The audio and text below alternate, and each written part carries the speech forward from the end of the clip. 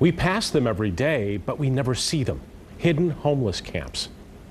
In Walker, along the Grand River, along a busy stretch of 28th Street in Wyoming, that camp discovered only after a homeless man was murdered. And Target 8 found a new settlement on an island at the edge of downtown Grand Rapids.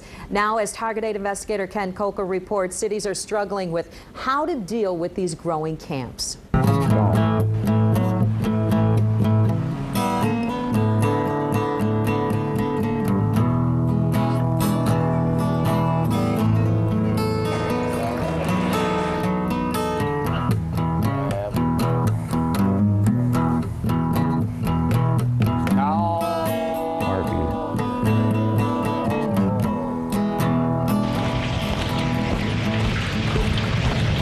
Anybody home?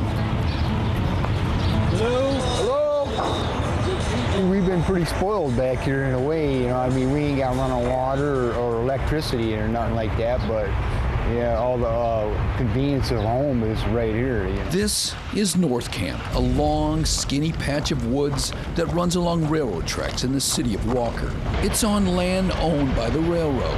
It's been there at least 10 years, and it's growing. This is a nice place.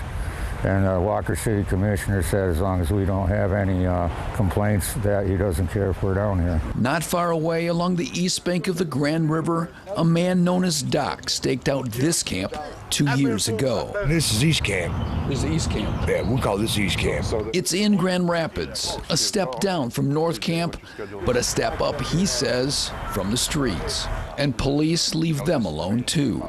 Just 3 miles downriver, you will find what this city calls Island Number 3, just beyond the shadows of the Amway Grand Plaza, JW Marriott, and Charlie's Crab. It might as well be called Homeless Island, home to 24 people this summer and last. It's a 10-minute walk from downtown. You know, it's 20 degrees cooler right here than it is anywhere else. It's completely shaded. There's little to no bugs. It's all sand. You can walk around here barefoot. You know, it's great. But while other camps are left alone, police are trying to clear the island. It's right in the middle of the city. It's the first we had heard of it, so it was a surprise. Camps like these are nothing new, throwbacks to the Great Depression. But the recent growth has left cities struggling with how to deal with them. Camps have been getting much, much larger. A lot more people have been finding them, building them. That's why I'm here. Nobody will give me a job. But some, like Doc, have criminal records. And for many, not surprisingly, alcohol abuse is a common denominator. No, I'm a drunk. I'm not an alcoholic. Alcoholics go to AA. Been there and done that. It was the murder of a homeless man at a camp along 28th Street in Wyoming that prompted Target 8 to take a closer look at these camps. A fellow camper is accused of killing him. The city of Wyoming has since cleared out that site, and others have also been shut down in a triangle at the interchange of 131 and 96 in Walker. Sam lives on Island Number 3 in Grand Rapids, the one we're calling Homeless Island. And I came to Grand Rapids because I figured it's a lot easier to be homeless in Grand Rapids than it is in Muskegon. Because in Grand Rapids, it's actually I heard it's really nice to be homeless here because there's like a church on every corner. Here, the homeless aren't so well hidden. While you can't see them from US 131 where 90,000 cars a day fly by, nearby businesses complained to police in early July that they were tired of seeing teenagers in their underwear bathing in the river. It's also using the river as a toilet. About the same time, a worker in one of the nearby buildings complained to Wood TV through Report It.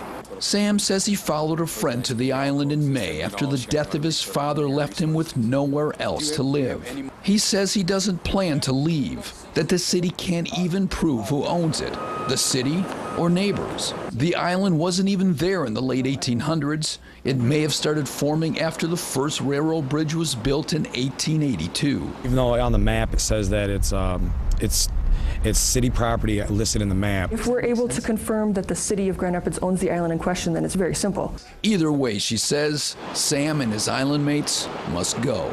I would say there's a number of missions downtown where he could probably find lodging. I'm just trying to exist. I've already been driven to the brink of society, you know, and they still don't want us here. In the city of Walker, police know exactly where to find the slowly expanding North Camp, and they have left it alone, except to drop off coats in the winter. One of them come back here, you guys need a few cigarettes and this and that, and gave out a couple cartons of cigarettes to. On a recent hot day, residents say firefighters filled up wading pools donated by a local preacher. A Walker City Commissioner says he stops by to check on them. You can't see North Camp from the street, but it's visible from space, barely inside the Walker City limit, where thousands drive by, unaware. It's grown to about 10 homes with outhouses, one with a sink and lights, another with donated vinyl siding, and a half-moon window.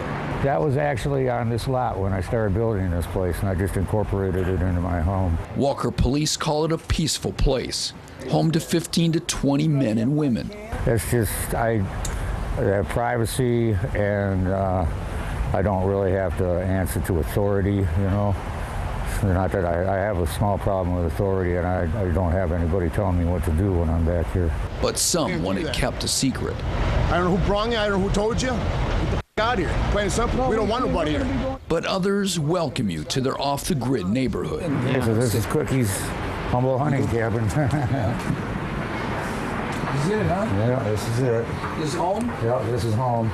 180 square feet, a potbelly stove, that half-moon window, and a loft that he sometimes rents out to homeless friends for $25 a week.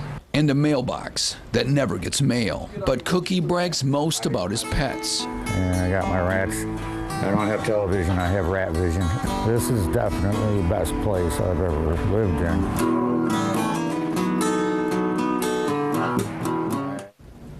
It's a completely established community. We have much more at woodtv.com. We have an extended version of today's story for you. Video profiles of some of the homeless people you just met, photos that take you inside the camps even further, and a link to a local agency trying to get the homeless off the streets.